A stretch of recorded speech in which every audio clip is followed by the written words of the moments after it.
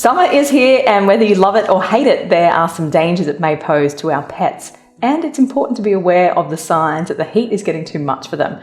So tell me, Dr. Richard, what are the symptoms of heat stroke in pets? That's a good question. Look, realistically, if it's bad heat stroke, it's just obvious. You know, they're like collapsed, they're panting, they may be unresponsive, they may have dilated pupils. We may lift up their gums, and their gums, instead of being this nice kind of normal Pink. sort of pink that they are now, it's almost like this injected red color, almost like a blood red color, and that's a pretty bad point to get to. Yeah, typically a few times every year we'll see dogs with heat stroke, and I guess the breeds that are going to be predisposed to it primarily are going to be the dogs with shorter nose, so we call those a brachycephalics. So, like pugs would be at the sort of extreme end. Then you've got Pekingese and Shih Tzus, Cavalier King Charles Spaniels, and because basically dogs don't sweat, they don't perspirate, right? So they lose heat by panting.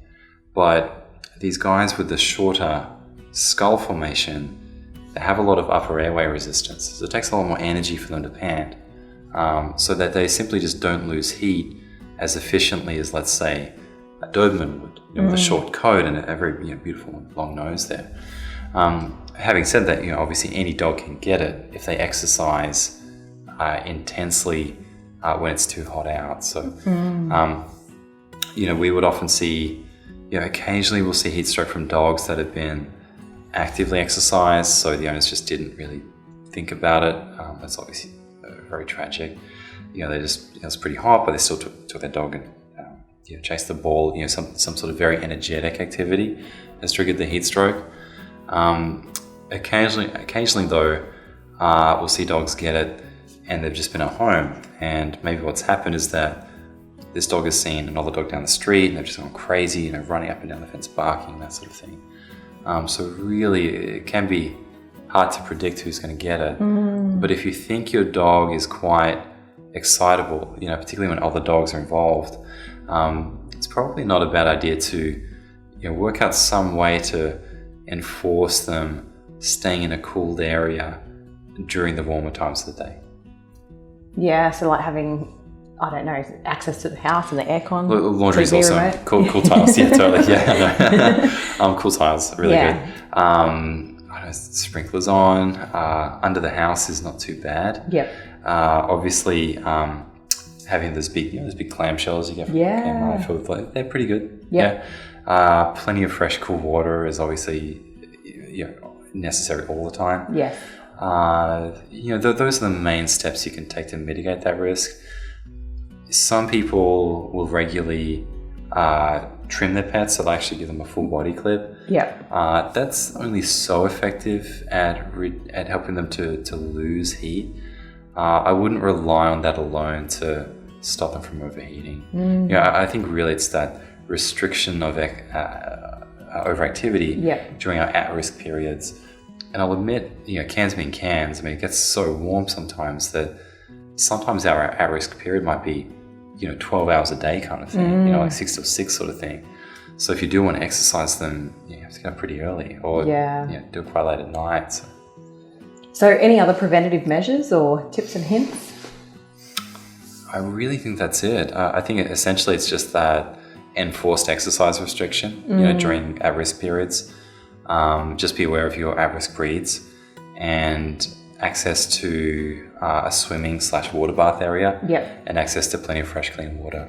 And ice cubes are good too. Ice cubes are very good. Yeah, absolutely. Little ice poles for the kids. Yeah, ice poles are awesome. Yeah.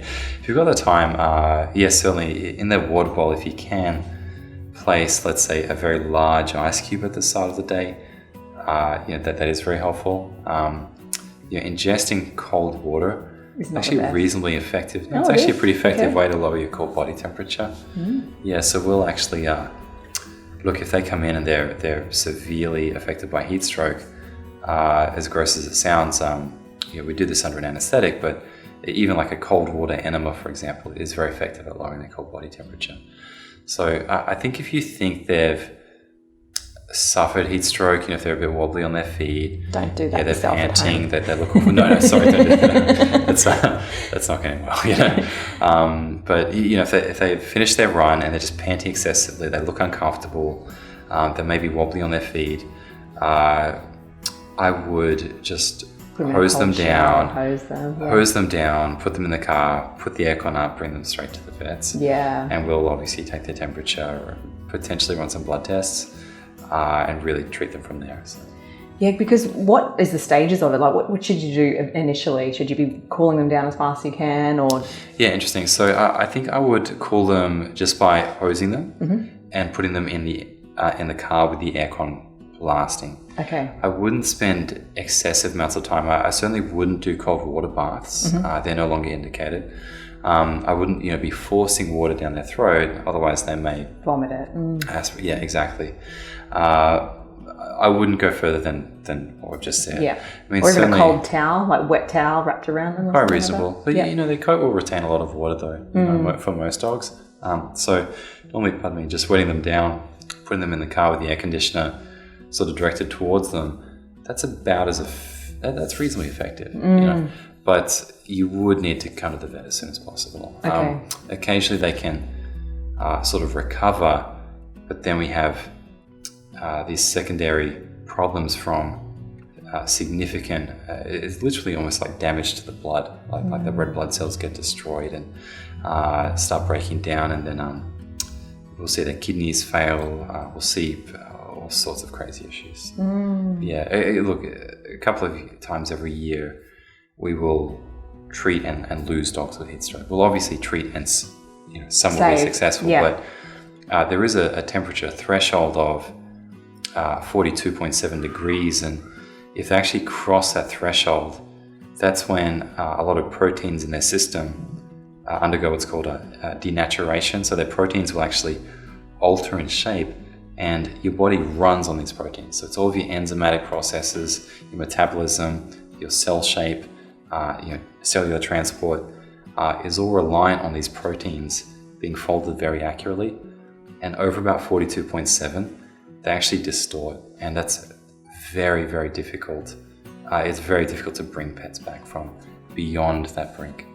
Yeah, it's possible, and we've done it sometimes with some luck, but it's a challenge. Yeah. So heat stroke can be fatal if not addressed immediately. So if you think your pet is really struggling to deal with the heat, don't hesitate to take them to Cairns Vets, where they'll be in good hands.